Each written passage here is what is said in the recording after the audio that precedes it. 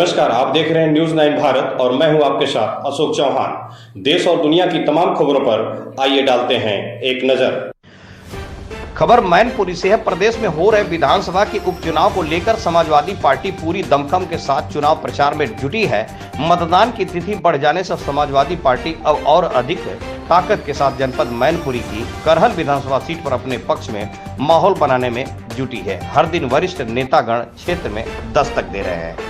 जन अधिकार पार्टी के राष्ट्रीय अध्यक्ष बाबू सिंह कुशवाहा आज मैनपुरी के कस्बा करहल पहुंचे हैं, जहां उन्होंने करहल की ग्राम नानमई में समाजवादी पार्टी के प्रत्याशी तेज प्रताप सिंह यादव के समर्थन में एक चुनावी जनसभा को संबोधित किया।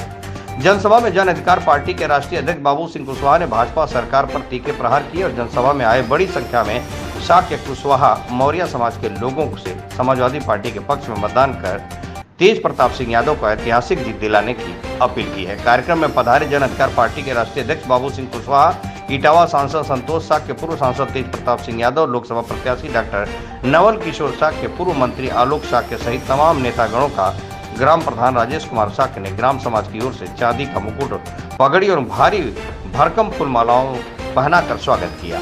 जनसभा में फर्रुखाबाद लोकसभा सीट के प्रत्याशी डॉक्टर नवल किशोर शाक्य ने अपनी हार का बदला लेने के लिए समाजवादी पार्टी को पक्ष में मतदान करने का आह्वान किया, तो वहीं सपा प्रत्याशी तेज प्रताप सिंह यादव ने नेताजी मुलायम सिंह यादव के संबंध का जिक्र करते हुए समाजवादी पार्टी को ऐतिहासिक वोटों से जिताने की बात कही है।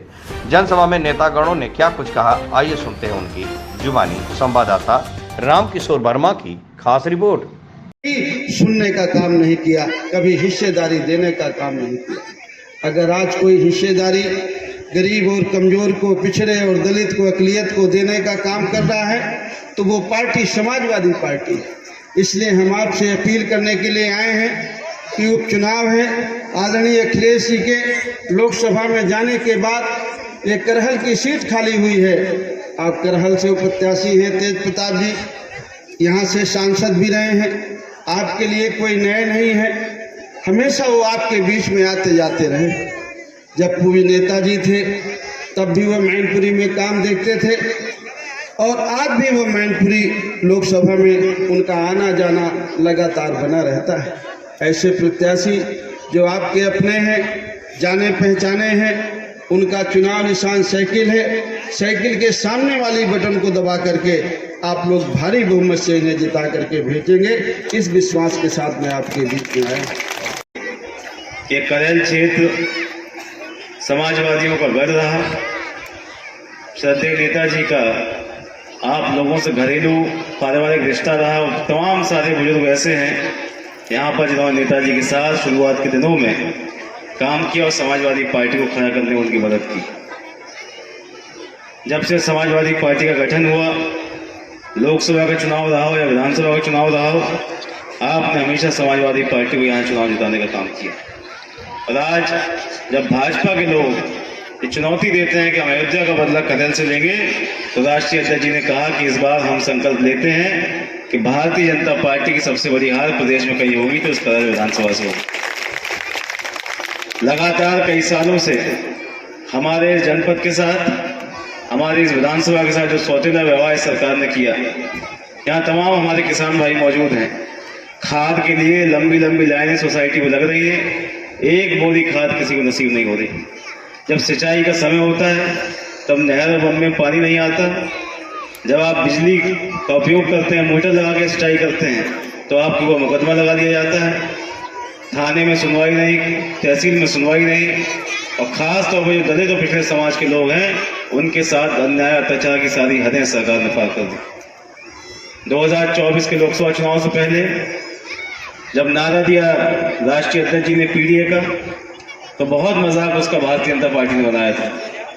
लेकिन पीडीए के उस नारे के माध्यम से जहां समाजवादी पार्टी ने तमाम सारे लोगों को जोड़ने का काम किया, उनको राजनीतिक मुख्य धारा में लेके आए, टिकटों में उनको जो हक था उनको हक को दिया गया, तब जाके प्रदेश के लोगों ने विश्वास जताया और समाजवादी पार्टी ने भारतीय जनता पार्टी को लोकसभा चुनाव में हराने का काम किया।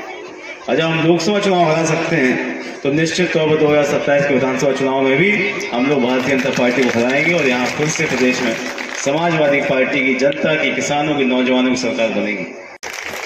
तो मैं कहना चाहूँगा इस जनसभा के माध्यम से कि इस बार के चुनाव में आप लोग ऐतिहासिक विजयी बनाने का काम करना, इसलिए भी करना क्योंकि फर्रुखाबाद का जो लोकसभा का जो चुनाव था उस चुनाव में भारतीय जनता पार्टी के लोगों ने किस तरह से हमें वहां से हराने का काम किया।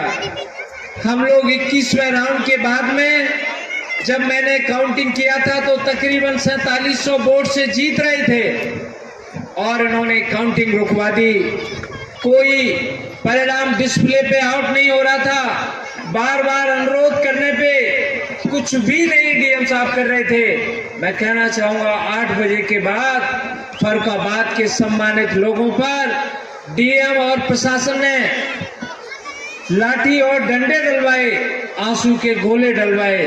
इसलिए मैं अनुरोध करने आया हूं, स्पेशली इस गांव पे तो मेरा विशेष अधिकार बनता है और विशेष अधिकार इसलिए बनता है कि फर्रुखाबाद लोकसभा के चुनाव का बदला जो भारतीय जनता पार्टी ने हमें हराने का काम कर दिया, आप लोग भारतीय जनता पार्टी की जमानत जब्त कराने का काम कर देना और आदरणीय तेज प्रताप यादव जी को भारी से भारी मतों से विजयी बनाकर ऐतिहासिक विजयी बना देना, यही अनुरोध हम आपसे। यहाँ खबरों का सिलसिला कभी नहीं थमता। सिर्फ और सिर्फ बने रहिए न्यूज़ 9 भारत पर। अब चाहूंगा इजाजत। नमस्कार।